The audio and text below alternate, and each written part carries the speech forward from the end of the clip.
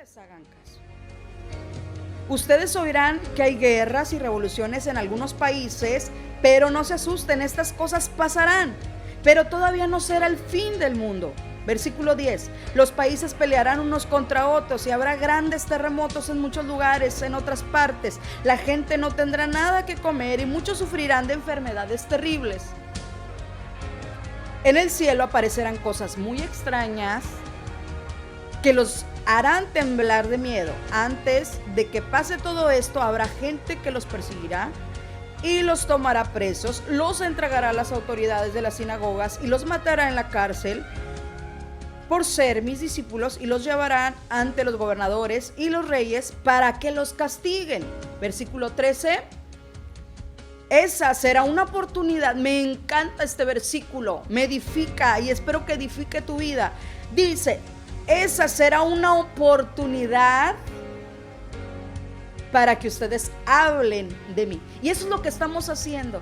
Me gusta mucho meterme en mi Face porque me sale mucha gente de muchas iglesias que están predicando la palabra de Dios. El evangelio se está extendiendo y esto es un gran gozo, una gran alegría. Esto lo está presenciando los mismos ángeles, nuestro Padre, nuestro Señor, nuestro Dios.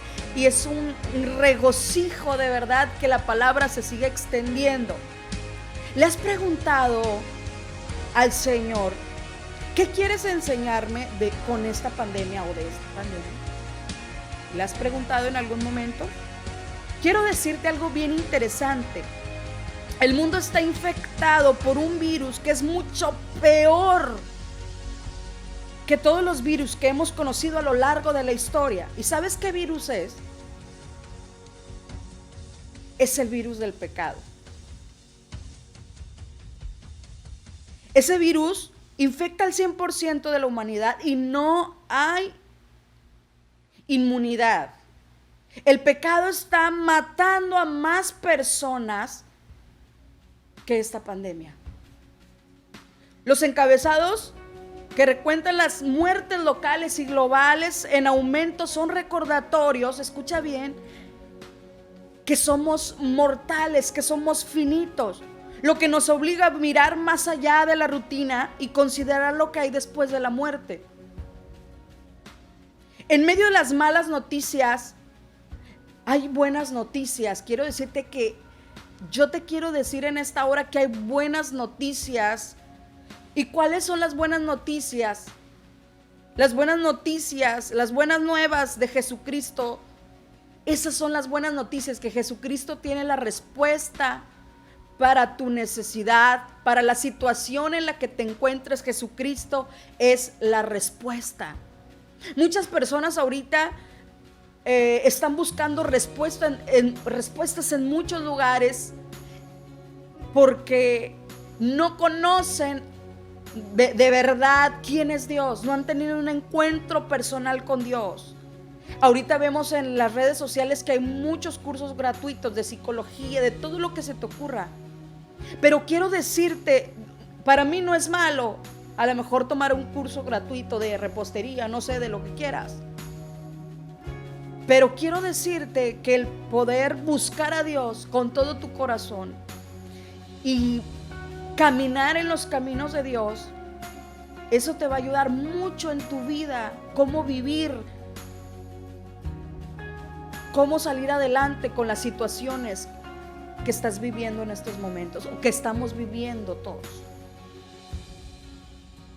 Juan capítulo 3 versículo 16 dice, es un texto muy conocido.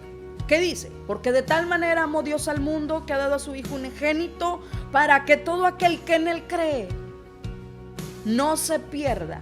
El que cree, dice la Biblia, que no se va a perder,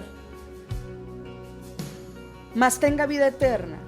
Versículo 17 dice, porque no envió Dios a su Hijo al mundo para condenar al mundo, sino para que el mundo sea salvo por él. Jesucristo no te condena, Él quiere salvarte. Si estás lejos de los caminos de Dios, reconcíliate con Él. Es el tiempo, es el momento para que lo hagas. Hubo un gran evangelista, John Gillette, del siglo pasado. Tenía una unción de milagros poderosa, sorprendente. Fueron miles de milagros de sanidades que Dios trajo a través de este hombre. En 1910 decidió ir a África de misionero.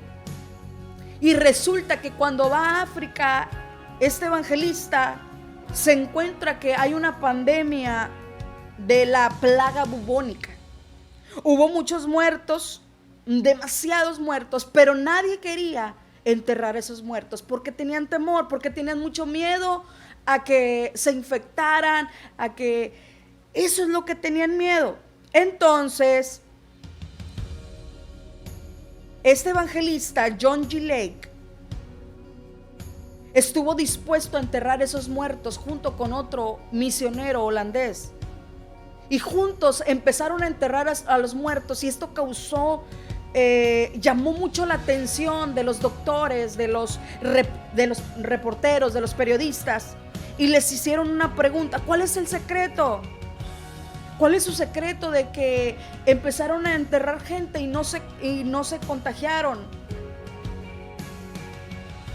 John Gillette les dijo: mientras yo mantenga mi alma en comunión con el Espíritu de Dios, con el Espíritu Santo, ningún germen se me podrá pegar, porque el Espíritu de Dios lo destruirá.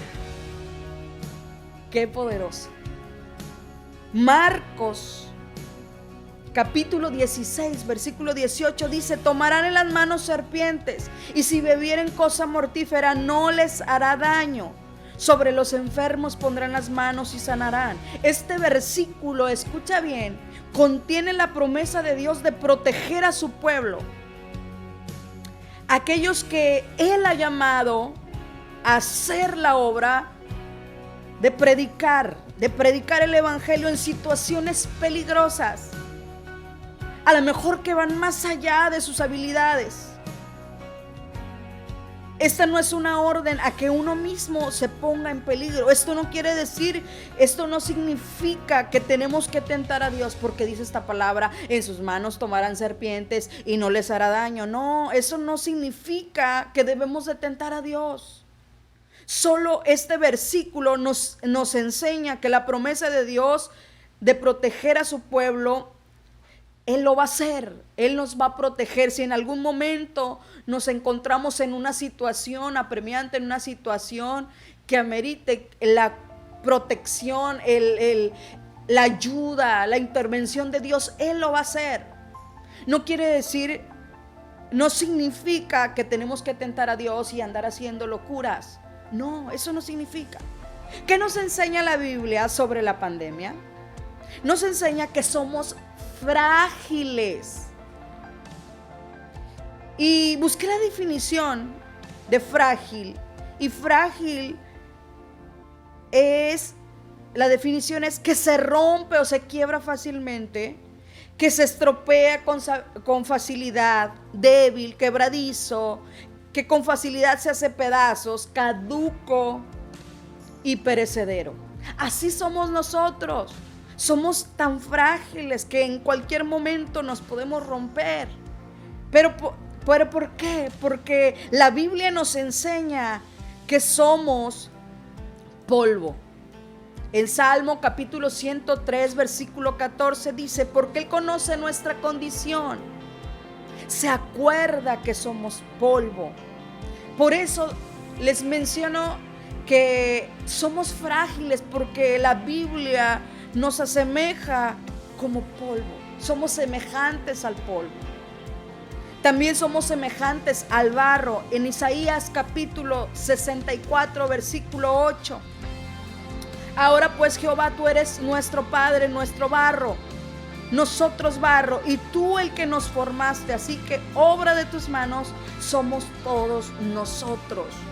Por eso somos frágiles, somos como barro en las manos de nuestro Señor Jesucristo, de nuestro Dios. También la Biblia nos asemeja a los seres humanos como neblina.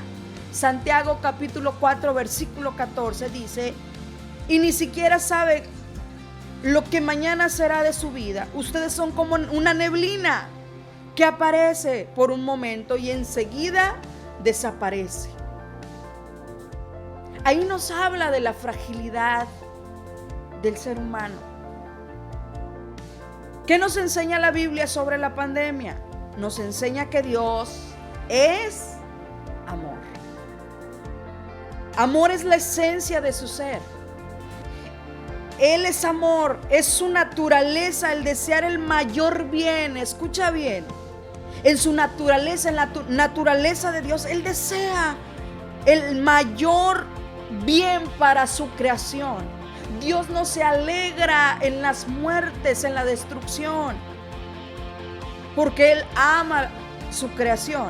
Demuestra su misericordia con palabras y hechos. Su amor colmó en la provisión de salvación para la humanidad. Primera de Juan capítulo 4 versículo 8 dice la palabra: el que no ama no ha conocido a Dios, porque Dios es amor. Dios es amor. Dios no tiene amor. Dios es amor. Él es la fuente de todo amor. ¿Qué nos enseña la Biblia sobre la pandemia? Nos enseña que Dios es amor, pero también es fuego. Según Deuteronomio capítulo 4 versículo 24, porque el Señor tu Dios es fuego consumidor, un Dios celoso. Hay mucha gente que solo dice, bueno, Dios es amor, pero como un Dios tan amoroso puede mandar juicios, y cómo es posible. Porque Dios también trae juicios, es justo. La justicia de Dios es completamente consistente con su rectitud.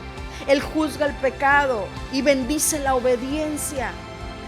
La santa justicia de Dios fue satisfecha cuando Él derramó su ira sobre Jesús en la cruz. Segunda de Tesalonicenses capítulo 1, 7 al 9.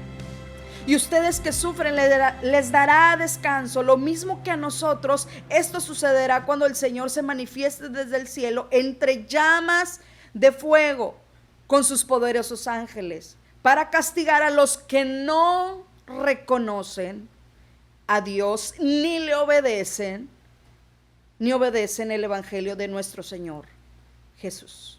Ellos sufrirán el castigo de la destrucción eterna, lejos de la presencia del Señor y de la majestad de su poder. Es cierto, Dios es amor, pero también es fuego consumidor.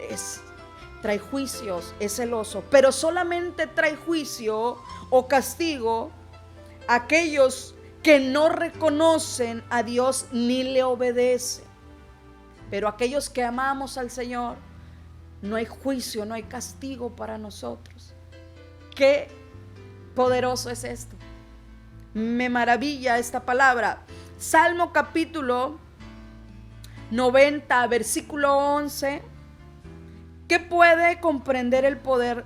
¿Quién puede, más bien, comprender el poder de tu enojo? Tu ira es imponente como el temor que mereces. Dios está llamando a un arrepentimiento sincero, a un cambio radical de nuestros pensamientos, de nuestras actitudes, que vayan más allá de acuerdo a los lineamientos que nuestro Señor Jesucristo estableció en su palabra.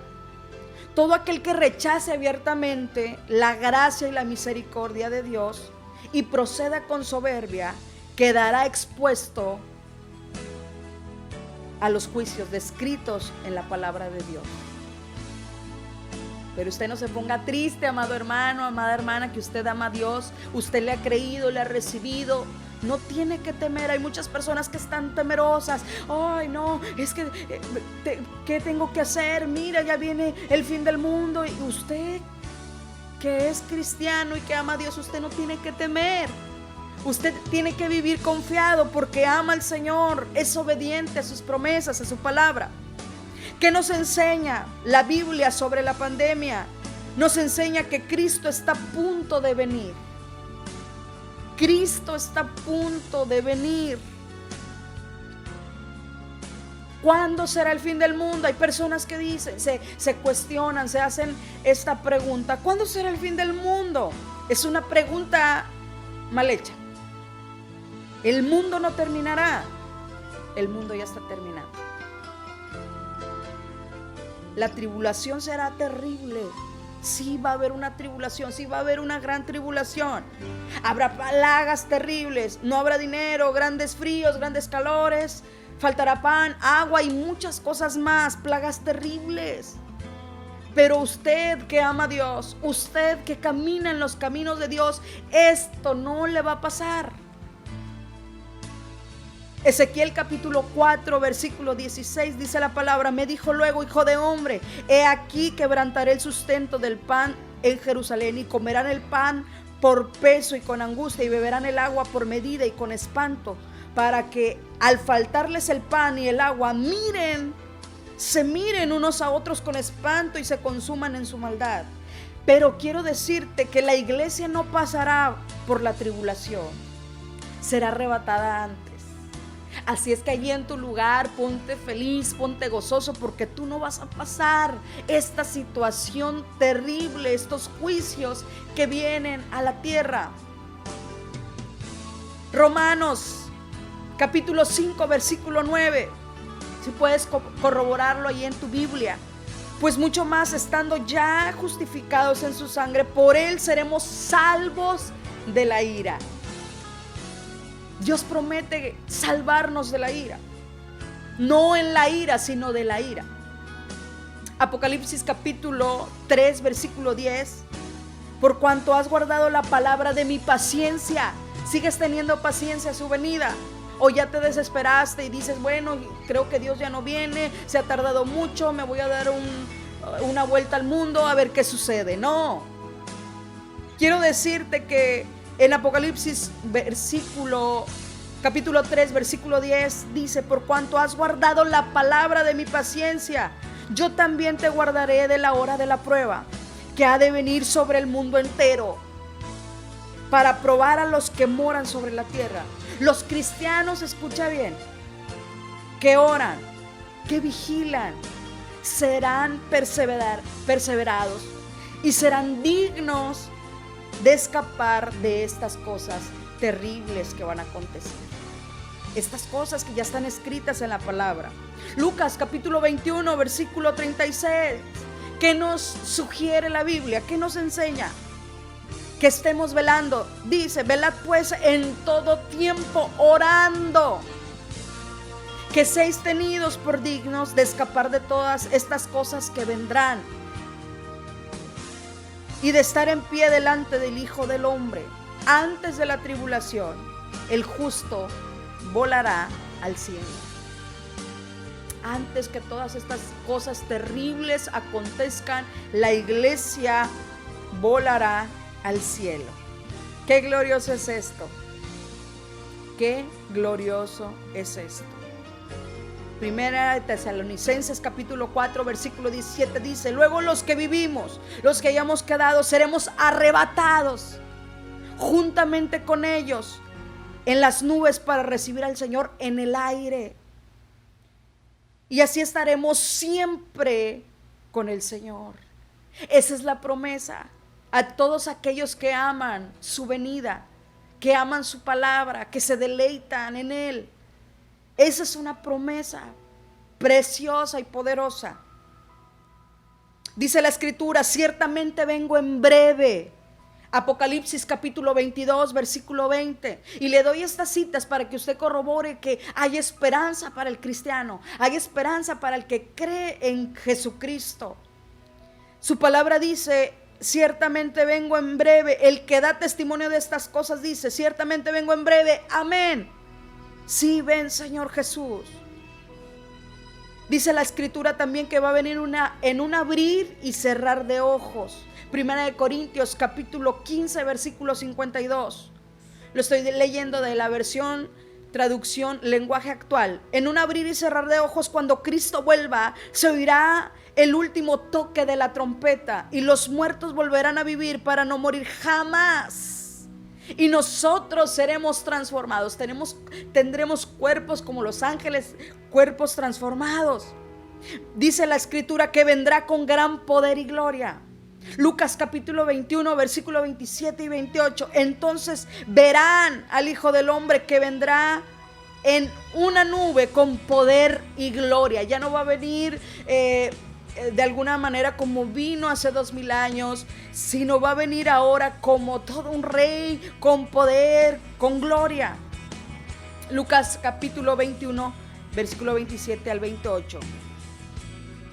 El 28 dice, el versículo 28, cuando estas cosas comiencen a suceder, erguíos y levantad vuestra cabeza, porque vuestra redención está cerca. Quiero decirte, amado hermano, amado amigo, que nuestra redención está más cerca de lo que creemos. Cristo viene por su iglesia.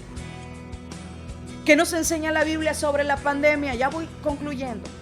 Nos enseña el valor de la familia. Estuve investigando el significado de la familia y se designa como familia al grupo de personas que posee un grado de parentesco y convivencia como tal. La palabra familia proviene del latín famulas, que significa sirviente o esclavo. Me sorprendí mucho cuando vi esta definición. En efecto, antiguamente la expresión incluía a los parientes sirvientes de la casa del amo. Todos tenemos responsabilidades, ¿sí o no?, en la casa. Todos debemos de servir en la casa. Porque esto significa, este es el significado de hogar, que todos servimos, todos tenemos que desempeñar una función en la casa, servir, dar un servicio en el hogar. Ese es el significado de hogar. Una casa, me gustó mucho esto que escuché una vez de un predicador, que su esposa tenía un cuadro y ese cuadro tenía esta nota escrita ahí: una casa es donde se cuelga un sombrero o mi sombrero. Un hogar es donde cuelgo mi corazón. Una vez más, una casa es donde cuelgo mi sombrero y un hogar es donde cuelgo mi corazón. ¿Qué le parece? Me gustó mucho esta frase, por eso se la estoy compartiendo. El valor que tiene la familia, el hogar que tiene el hogar. Adorar, nosotros nos enseña esta pandemia, amados hermanos, el valor de nuestra familia. ¿Cuántos de ustedes se han dado cuenta que su familia es valiosa? Más que su trabajo, más que muchas cosas, más que nuestras posesiones que podamos tener, más que una casa, más que un automóvil, más que muebles. Nuestra familia es valiosa. Y como es tan valiosa, nosotros tenemos que adorar a Dios, buscar el rostro de Dios con toda nuestra familia. Me gozo mucho porque en muchos lugares, en muchos hogares, están haciendo cultos, altares familiares, y esto es un gran gozo para mí y para el Señor. Es agradable el que toda la familia se reúna a buscar el rostro de Dios. Esto es precioso, esto es hermoso, esto es glorioso. Adora al Señor con toda tu familia. Primera de Crónicas, capítulo 16, versículo 28 al 29. Familias de naciones, alaben al Señor. Den la gloria y el poder al Señor. Alaben el nombre del Señor. Lleven ofrendas ante Él. Alaben al Señor en su hermoso templo. Esta es la indicación que debemos juntos como familia adorar y bendecir el nombre de nuestro Señor Jesucristo. Me gozo que mi hermana me manda videos donde está mi papá tocando guitarra, están cantando, están meditando en la palabra, y esto de verdad para mí es un gran gozo. Imagínense el corazón de Dios que ve este tipo de unidad en la familia. El buscar a Dios juntos es poderoso, es algo glorioso. Confiemos en las promesas de Dios para nosotros y para nuestra familia. Dios promete una transformación interna que traerá bendiciones a las generaciones venideras. Él promete bendecir a nuestros hijos. Él promete bendecir a todas nuestras generaciones, tercera, cuarta, quinta y sexta generación. Él promete bendecirnos. Jeremías capítulo 32, versículo 39 al 40. Yo les daré un solo corazón, esto es precioso, esto es poderoso, y un solo camino, para que me teman perpetuamente, para bien de ellos y de sus hijos. Y haré con ellos pacto eterno, que no volveré atrás de hacerles bien. Y pondré mi temor en el corazón de ellos, para que no se aparten de mí. Para que no se aparten de mí. Creo que la oración de todo hombre, de toda mujer, es que nuestros hijos hagan lo bueno, hagan lo recto delante de Dios. El corazón de un padre hacia un hijo es que su hijo o su hija ame las cosas, ame los caminos de Dios. Y Dios promete a aquellas padres de familia, aquellas mujeres que están orando por sus hijos, Él promete darles un solo corazón y un solo camino, para que le teman a Dios, para bien de ellos y de sus hijos. Y Él aparte va a hacer un pacto eterno, y Él no se va a volver atrás para bendecirlos y para hacerles bien. Y sobre todo que pondrá un temor en el corazón de sus hijos, para que no se aparten de Dios. Qué precioso es esto de saber esta promesa, que nuestros hijos no se apartarán de los caminos de Dios si usted sigue buscando el rostro de Dios. Sea papá, sea mamá, busquen el rostro del Señor y clamen a Dios por sus hijos. Salmo capítulo 90, versículo 12. Su palabra dice: enséñanos a entender la brevedad de la vida, para que crezcamos en sabiduría. Primera de Efesios capítulo 5, versículo 15 al 20. Así que tengan cuidado de cómo viven. No vivan como necios, sino como sabios. Saquen el mayor provecho a cada oportunidad en estos días malos. No actúen sin pensar. Más bien procuren entender lo que el Señor quiere que hagan. No se emborrachen con vino, porque eso les arruinará la vida. En cambio, sean llenos del Espíritu Santo, cantando salmos, himnos, canciones espirituales entre ustedes, y haciendo música al Señor en el corazón. Y den gracias por todo a Dios, en el nombre de nuestro Señor Jesucristo. Quiero hacerte estas preguntas finales. ¿Estamos solos existiendo o realmente viviendo? ¿Estamos enfocados en lo correcto? ¿Nos mueven las motivaciones correctas? ¿Nos gobiernan los valores bíblicos o los valores mundanos? ¿Estamos viviendo para lo que realmente importa? ¿Estás pensando en tu salvación? ¿O estás sumergido en otras cosas? Esta pandemia, amados hermanos y amigos, nos enseña que somos finitos. Ya lo dije hace un momento, porque somos barro, frágiles. En cualquier momento podemos morir. Pero el cristiano tiene esa esperanza de saber que va a estar con Cristo, o que si te enfermas Dios te sana, porque su palabra dice que por su llaga nosotros fuimos curados, por su llaga nosotros somos sanados. Esta pandemia nos enseña que Dios es amor. Es cierto. Una vez le hicieron una pregunta a un pastor: ¿usted qué cree de esta pandemia? ¿Que es un juicio o no es un juicio? Dice: no, yo creo que Dios no es un Dios de juicios, yo creo que solo Dios es amor. Hay personas que dicen: es que Dios solo es amor. Pero la Escritura nos enseña de juicios que mandó a la tierra. El juicio que mandó en los tiempos de Noé, en los tiempos de Lot. Pero acuérdese que los juicios solamente se enviaban a la gente que desobedecía, la gente que se alejaba de Dios. Si usted está lejos, si se alejó de las cosas, de los caminos de Dios, acérquese, reconcíliese con Dios, porque Dios no envió a su Hijo para condenar al mundo, sino para que sea salvo. Esta pandemia nos enseña que Dios recompensa al justo, pero también castiga al malvado.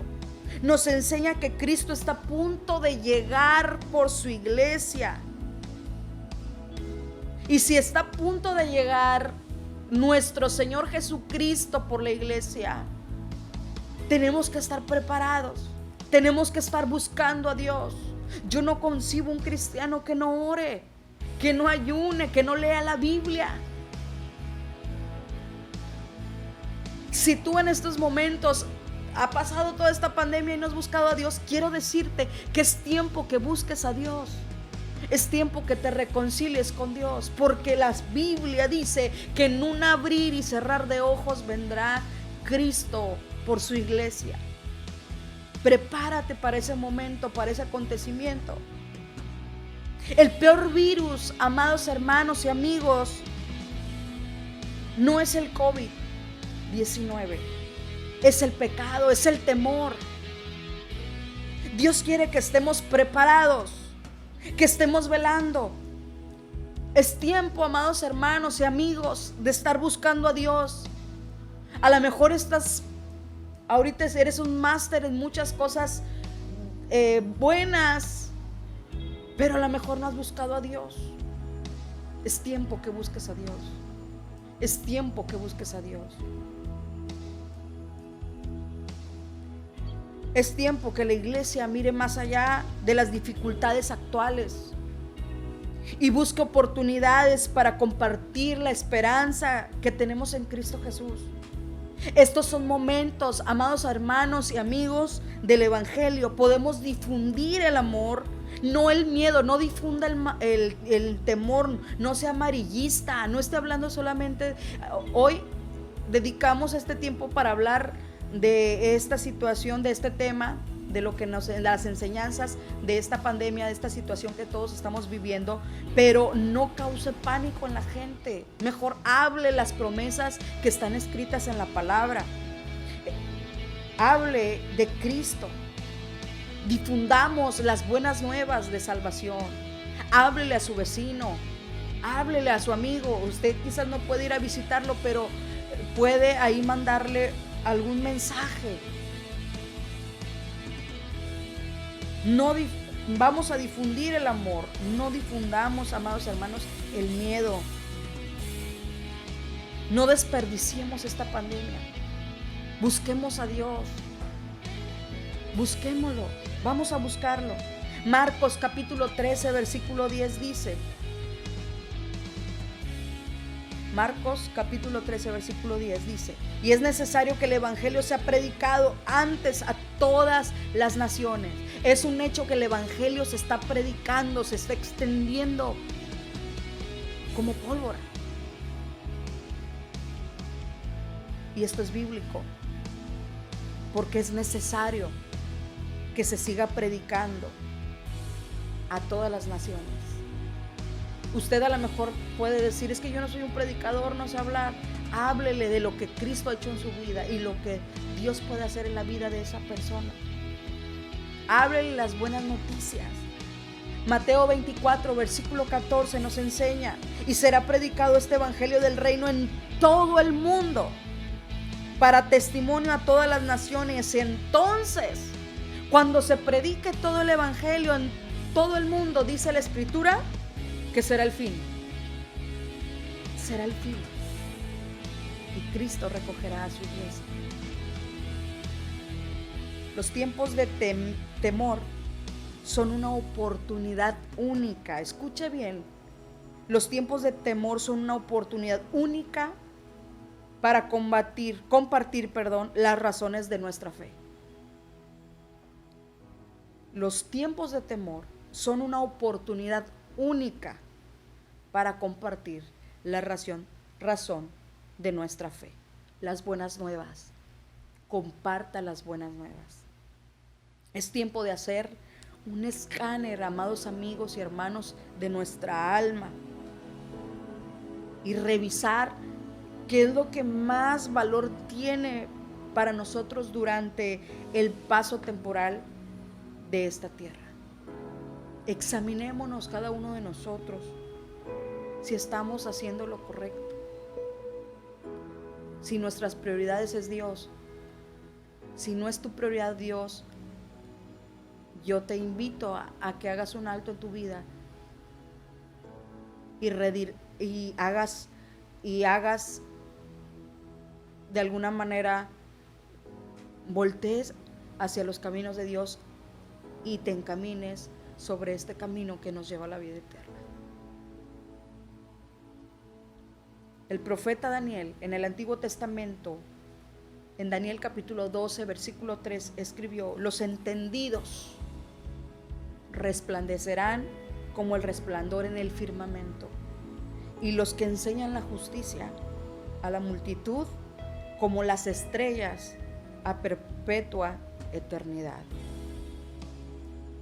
Los entendidos, dice la Escritura, que van a resplandecer como un resplandor en el firmamento. Los que enseñan la palabra de Dios, los que enseñan la justicia a la gente, dice la Escritura que como las estrellas a perpetua eternidad van a estar ahí resplandeciendo. Esta es palabra de Dios. Espero que haya sido de mucha, pero mucha bendición a su vida. Espero que haya sido de mucha bendición a su vida. Y si usted tiene algo que compartirnos, qué ha hecho, qué enseñanzas le ha traído esta pandemia, nos puede con toda libertad escribir un mensajito para que sepamos usted qué ha aprendido en este tiempo, qué ha hecho. Como le vuelvo a repetir, hay mucha gente que a lo mejor ya ahorita tiene un cuerpo atlético, pero no ha buscado a Dios.